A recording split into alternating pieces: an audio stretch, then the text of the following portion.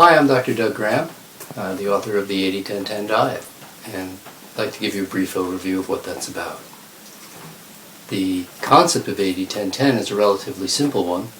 It's simply about the caloronutrient ratio, how much protein, how much carbs, how much fat in relationship to each other. And I usually express this in terms of carbohydrates, proteins, and fat. Primarily I use that order because the proteins in most people's diet don't change much. The amount of protein, some people might eat high single digits and some people might eat low 20%. But most people in the world eat in the teens in terms of their protein intake.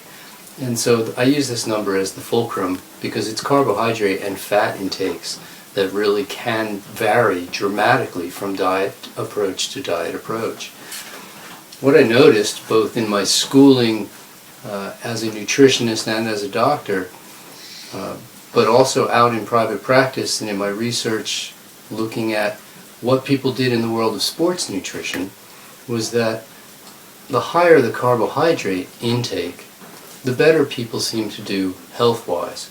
We found that when carbohydrate intake exceeded 80% of calories consumed, that the amount of heart disease, diabetes, candida, colitis and digestive disorders, a host of issues, including overweight and arthritides, autoimmune conditions, just an endless stream, it seemed, of issues, basically went away. There were books on reversing heart disease that are designed around eating more than 80% of calories from carbohydrates. A number of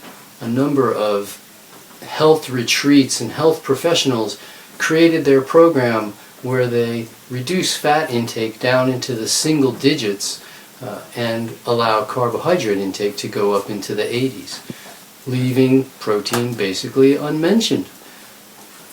And what I realized through running my own health retreat through the 80s and into the 90s was that if we did the exact same thing but used raw foods as our calorie source instead of cooked foods, that we got even better results.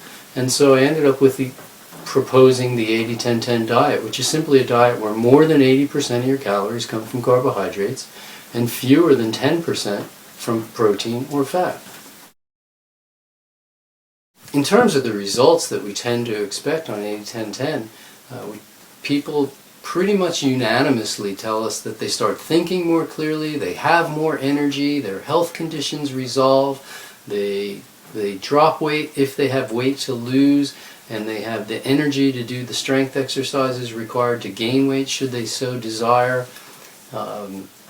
Pretty much what we're seeing is just astonishing positive results that can be supported through the research done primarily in the sports sciences, where they're showing us that the uptake, transport, and delivery of oxygen to the cells improves when total fat intake goes down under 10%, and that it's impaired or compromised as fat intake rises.